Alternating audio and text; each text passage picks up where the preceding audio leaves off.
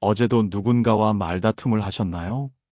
그리고 지금 이 순간에도 마음 한편이 무겁고 후회가 밀려오고 있지는 않나요? 사실 이런 경험, 나이가 들수록 더 위험합니다. 왜냐하면 한 번의 격한 감정이 혈압을 급상승시키고 심장에 무리를 주며 때로는 뇌혈관 사고까지 일으킬 수 있기 때문입니다. 더 무서운 건 평생 쌓아온 소중한 관계가 한순간에 무너질 수 있다는 겁니다. 하지만 오늘 이 모든 것을 해결할 지혜로운 방법 한번 들어보시기 바랍니다. 바로 싸우지 않고도 이기는 법, 화내지 않고도 우위에 서는 진짜 강자의 지혜입니다. 오늘 여러분과 함께 나눌 내용은 이겁니다. 첫째, 왜 싸움은 결국 모든 사람을 패배자로 만드는지 그 이유를 파헤쳐보고, 둘째, 품위 있게 이기는 5가지 핵심 원칙을 하나하나 자세히 살펴본 뒤, 셋째, 실제 상황에서 어떻게 적용하는지 구체적인 사례를 통해 배워보겠습니다. 그리고 마지막으로는 진정한 승리가 무엇인지 철학적 관점에서 깊이 있게 성찰해보는 시간을 가져보겠습니다. 이 영상을 끝까지 보시면 여러분의 인생 후반부가 훨씬 더 평화롭고 품위 있게 변화할 것을 약속드립니다. 그리고 주변 사람들로부터 진정한 존경을 받는 어른이 되실 수 있을 겁니다. 이런 소중한 지혜를 더 많은 분들과 나누고 싶다면 구독과 좋아요 꼭 부탁드립니다. 그럼 지금 바로 시작해 보겠습니다. 자, 그럼 먼저 이런 질문부터 던져보고 싶습니다. 왜 싸움은 결국 모든 사람을 손해보게 만들까요? 여러분도 경험해 보셨을 겁니다. 말다툼이 끝나고 나면 이긴 사람도 진 사람도 모두 기분이 상하죠. 특히 가족이나 친한 사이일수록 그 상처는 더 깊어집니다. 감정적으로 이기는 싸움은 결국 관계의 패배로 이어지기 때문입니다. 하지만 더 심각한 문제가 있습니다. 바로 건강에 미치는 치명적인 영향입니다. 분노라는 감정이 일어나면 우리 몸에서는 스트레스 호르몬이 급격하게 분비됩니다. 이것이 혈압을 올리고 심장 박동을 불규칙하게 만들며 혈관을 수축시킵니다. 나이가 들수록 이런 변화가 더 위험해지죠. 실제로 응급실에 실려오는 뇌혈관 질환자 중 상당수가 격한 감정 변화 직후에 증상이 나타납니다. 노자는 이렇게 말했습니다. 큰 싸움에서 얻는 승리는 상처뿐이다. 정말 맞는 말입니다. 싸움에서 이긴다 한들 남는 건 상처뿐이니까요. 그렇다면 어떻게 해야 할까요? 포기하고 당하고만 살아야 할까요? 아닙니다. 훨씬 더 품위 있고 지혜로운 방법이 있습니다. 잠깐, 혹시 지금도 누군가와의 갈등 때문에 마음이 무겁지는 않나요? 그렇다면 지금부터 들려드릴 5가지 원칙을 더욱 집중해서 들어보세요. 이것만 알아도 인생이 완전히 달라집니다. 첫 번째 원칙입니다. 말을 아끼세요. 침묵은 때로 최고의 무기가 됩니다. 쇼펜하우어가 이런 말을 했습니다. 어리석은 자와 다투는 순간 너도 어리석은 자가 된다. 생각해 보세요. 상대방이 화를 내며 거친 말을 쏟아낼 때 여러분이 침묵을 지킨다면 어떤 일이 일어날까요? 상대방은 점점 더 자신의 모습이 초라해 보이고 여러분은 더욱 품격 있게 보이게 될 것입니다. 말이 많아질수록 실수할 가능성도 커집니다. 하지만 침묵은 실수할 여지를 주지 않죠. 두 번째 원칙, 감정을 다스리세요. 화내는 순간 이미 지는 것입니다. 왜냐하면 감정에 휘둘리면 판단력이 흐려지고 올바른 결정을 내릴 수 없기 때문입니다. 진정한 강자는 상대를 이기려 하지 않습니다. 자신의 마음을 이기죠. 분노가 치밀어 오를 때 깊게 숨을 쉬고 마음속으로 이렇게 말해보세요. 지금 내가 화를 낸다면 나는 이미 패배자가 된다. 세 번째 원칙, 질문으로 유도하세요. 반박보다 질문이 훨씬 강합니다. 상대방이 어떤 주장을 할 때 정면으로 맞서지 마세요. 대신 이렇게 물어보세요. 그렇게 생각하시는 특별한 이유가 있으신가요? 어떤 경험을 바탕으로 그런 결론에 도달하셨는지 궁금합니다. 이런 질문을 받으면 상대방은 자신의 논리를 다시 점검하게 됩니다. 그리고 종종 스스로 모순을 발견하죠. 여러분은 싸우지 않고도 상대방이 스스로 잘못을 깨닫게 만든 겁니다. 잠깐, 지금까지의 내용이 너무 이론적으로 느껴지시나요? 괜찮습니다. 곧 실제 사례를 통해 어떻게 적용하는지 구체적으로 보여드릴 테니까요.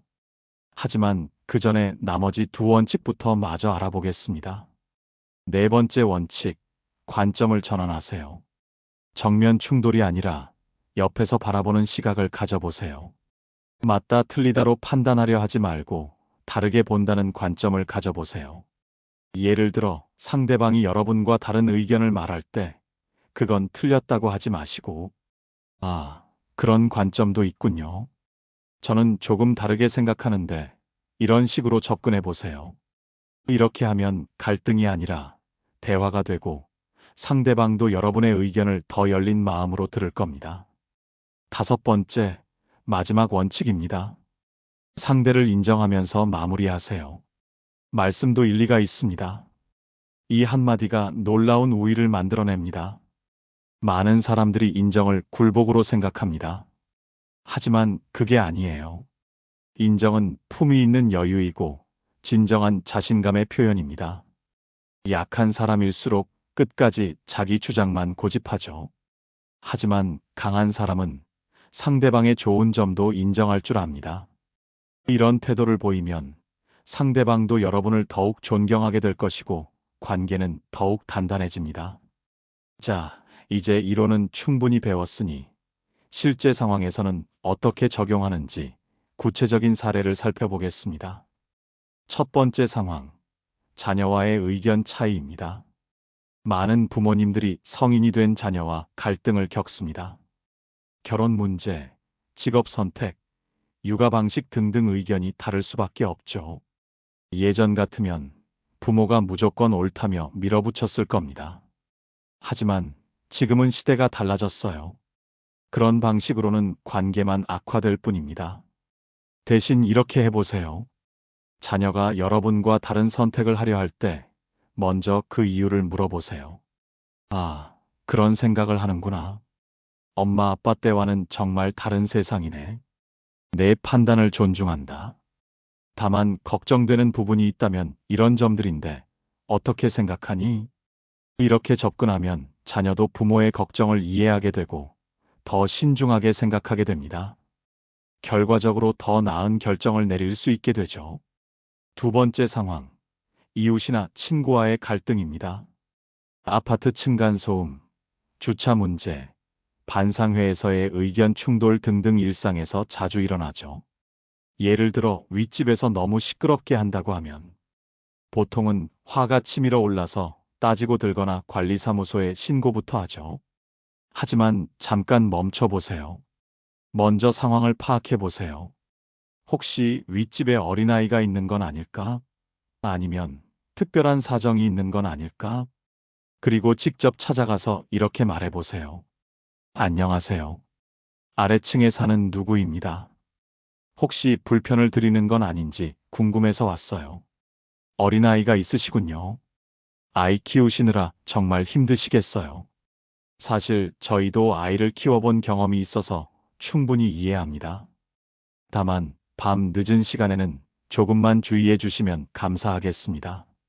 이렇게 접근하면 상대방도 미안해하며 더욱 조심하게 될 것이고 오히려 좋은 이웃 관계가 형성됩니다. 혹시 지금까지 듣다 보니 이런 생각이 드시나요? 이렇게 하면 나만 손해보는 거 아냐? 상대방이 나를 만만하게 보는 거 아냐? 절대 그렇지 않습니다. 오히려 정반대예요. 세 번째 상황을 통해 이를 증명해 보겠습니다. 사회생활에서의 갈등, 특히 각종 모임이나 단체에서 의견이 충돌하는 경우입니다.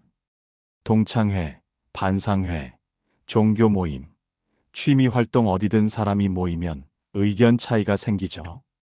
이때 대부분의 사람들은 자기 주장을 관철시키려고 목소리를 높입니다.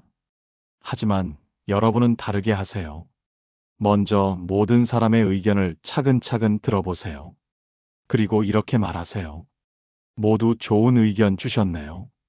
각각 장단점이 있는 것 같아요. 어안의 경우에는 이런 장점이 있고 비안의 경우에는 이런 부분이 좋네요. 모든 분들의 의견을 종합해서 생각해보면 이런 방향이 어떨까요? 이렇게 하면 어떤 일이 일어날까요? 모든 사람들이 여러분을 지혜로운 사람으로 인정하게 됩니다. 그리고 자연스럽게 그룹 내에서 리더 역할을 하게 되죠. 이것이 바로 싸우지 않고 이기는 진정한 방법입니다. 지금까지 구체적인 사례들을 살펴봤는데요. 혹시 아직도 이런 의문이 드시나요? 과연 이게 진짜 승리일까? 너무 착하게 사는 거 아닐까? 이제 이런 의문에 대한 명확한 답을 드리기 위해 철학적 관점에서 진짜 승리가 무엇인지 깊이 있게 생각해 보겠습니다. 공자는 이렇게 말했습니다. 군자는 다투되 아름답게 하고 소인은 다투되 남을 상하게 한다. 무슨 뜻일까요? 진정한 어른, 즉 군자는 불가피하게 다툼이 생겨도 그 과정과 결과를 아름답게 만든다는 뜻입니다. 반대로 소인배는 다툼을 통해 상대방을 해치고 관계를 파괴합니다. 그렇다면 여러분은 어떤 사람이 되고 싶으신가요? 진짜 승리는 상대방을 굴복시키는 게 아닙니다. 관계를 지켜내고 내 품격을 유지하면서 모두가 상처받지 않는 해결책을 찾는 것입니다. 이런 능력을 가진 사람은 자연스럽게 존경을 받고 주변의 사람들이 모여들며 진정한 영향력을 발휘하게 됩니다. 생각해 보세요. 여러분 주변에 정말 존경하는 어른이 계시다면 그분은 어떤 분인가요? 아마도 큰 소리 치거나 남을 이기려고 애쓰는 분이 아니라 조용하지만 깊이 있고 다른 사람을 배려하며 지혜로운 말씀을 해주시는 그런 분일 것입니다. 바로 그런 분이 싸우지 않고도 이기는 진정한 강자인 것이죠. 자, 이제 마지막으로 오늘 배운 내용을 실생활에 적용할 수 있는 구체적인 방법 3가지를 말씀드리겠습니다. 첫째, 화가 치밀 때 3초 멈춤 원칙입니다. 분노가 올라올 때 바로 반응하지 마시고 마음속으로 하나, 둘, 셋 세어보세요. 그리고 이렇게 자문해 보세요. 지금 내가 화를 낸다면 어떤 결과가 올까? 정말 그게 최선일까? 이 3초가 여러분의 인생을 완전히 바꿀 수 있습니다. 둘째, 말 대신 질문 한마디입니다. 상대방과 의견이 다를 때 바로 반박하려 하지 마시고 먼저 질문을 던져보세요. 그렇게 생각하시는 이유가 뭔가요? 어떤 부분 때문에 그렇게 보시는 거예요? 이런 질문 하나가 갈등을 대화로 바꿔놓을 것입니다. 셋째, 상대를 인정하는 짧은 문장입니다. 말씀도 일리가 있네요. 그런 관점도 있군요. 좋은 지적입니다. 이런 한마디가 여러분을 품격 있는 사람으로 만들어줄 것입니다. 이 3가지를 지키시면 여러분의 노후는 훨씬 더 평화롭고 품이 있을 것입니다. 그리고 주변 사람들로부터 진정한 존경을 받는 어른이 되실 수 있을 거예요. 싸우지 않고 이기는 사람, 화내지 않고 우위에 서는 사람, 그 사람이 바로 진짜 강자입니다. 오늘 이 영상을 끝까지 시청해주신 모든 분들께 진심으로 감사드립니다. 여러분의 소중한 시간을 함께 해주셔서 정말 고맙습니다. 오늘 배운 지혜가 여러분의 일상 속에서 작은 변화부터 만들어 가시길 바랍니다. 그리고 이런 좋은 내용을 더 많은 분들과 나누고 싶으시다면 구독과 좋아요 꼭 눌러주세요. 댓글로 여러분의 경험담이나 생각도 나눠주시면 더욱 감사하겠습니다. 알림 설정까지 해두시면 새로운 영상이 올라올 때마다 가장 먼저 만나볼 수 있어요. 다음 영상에서도 여러분의 인생에 도움이 되는 좋은 이야기로 찾아뵙겠습니다. 오늘도 건강하시고 행복한 하루 되세요. 감사합니다.